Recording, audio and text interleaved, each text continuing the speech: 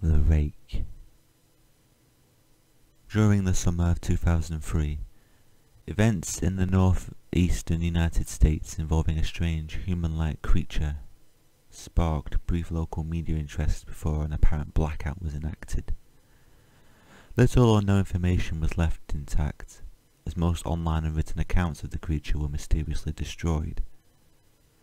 Primarily focused in rural New York State, self-proclaimed witnesses told stories of their encounters with a creature of unknown origin. Emotions ranged from extremely traumatic levels of fright and discomfort to an almost childlike sense of playfulness and curiosity. While their published versions are no longer on record, the memories remained powerful. Several of the involved parties began looking for answers that year.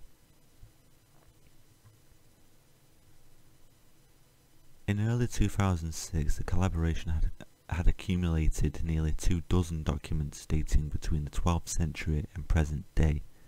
Spanning 4 continents, in almost all cases the stories were identical. I've been in contact with a member of this group and was able to get some excerpts from their upcoming book, The Rake, A Suicide Note, 1964. As I prepare to take my life, I feel it is necessary to assuage any guilt or pain I have introduced through this act. It is not the fault of anyone other than him. For once I awoke and felt his presence, and once I awoke and saw his form. Once again I awoke and heard his voice and looked into his eyes. I cannot sleep without fear of what I might next awake to experience. I cannot ever wake. Goodbye. Found in the same wooden box were 2 empty envelopes addressed to William and Rose, and 1 loose personal letter with no envelope. Dearest Linny, I have prayed for you. He spoke your name.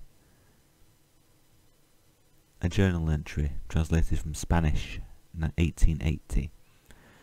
I have experienced the great terror. I have experienced the greatest terror. I have experienced the greatest terror. I see his eyes when I close mine. They are hollow, black. They saw me and pierced me. His wet hand. I will not sleep. His voice. The rest of the letter is unintelligible. A mariner's log, 1691. He came to me in my sleep. From the foot of my bed I felt a sensation. He took everything. We must return to England. We shall not return here again at the request of the Rake. From a witness, 2006. 3 years ago, I had just returned from a trip from Niagara Falls with my family for the 4th of July. We were all very exhausted after a long day arriving, so my husband and I put the kids right to bed and called it a night. At about 4 AM I woke up thinking my husband had gotten up to use the restroom. I used the moment to steal back the sheets, only to wake him up in the process. I apologised and told him I thought he got out of bed. When he turned to face me, he gasped and pulled his feet up from the end of the bed so quickly his knee almost knocked me out of the bed. He then grabbed me and said nothing. After adjusting to the darkness for half a second, I was able to see what caused the strange reaction. At the foot of the bed, sitting and facing away from us, there was what appeared to be a naked man, or a large hairless dog of some sort. His body position was disturbing and unnatural, as if it had been hit by a car or something.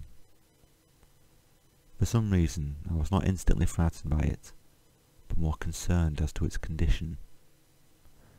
At this point I was somewhat under the assumption that we were supposed to help him. My husband was peering over his arm and knee, tucked into the fetal position, occasionally glancing at me before returning to the creature. In a flurry of motion, the creature scrambled around the side of the bed and then crawled quickly in a flailing sort of motion right along the bed until it was less than a foot away from my husband's face. The creature was completely silent for about 30 seconds. Or probably closer to 5, it just seemed like a while. Just looking at my husband as the creature then placed its hand on his knee and ran into the hallway leading to the kid's bedroom. I screamed and ran for the light switch, planning to stop him before he hurt my children.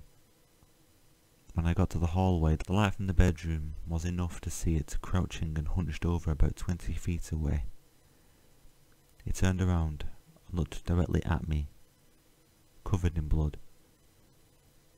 I flipped a switch on the wall and saw my daughter Clara.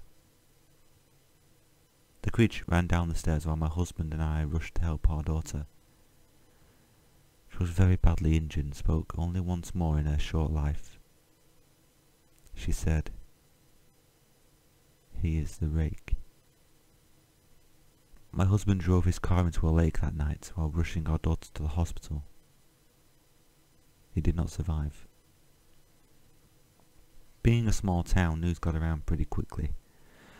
The police were helpful at first, and local newspaper took a lot of interest as well.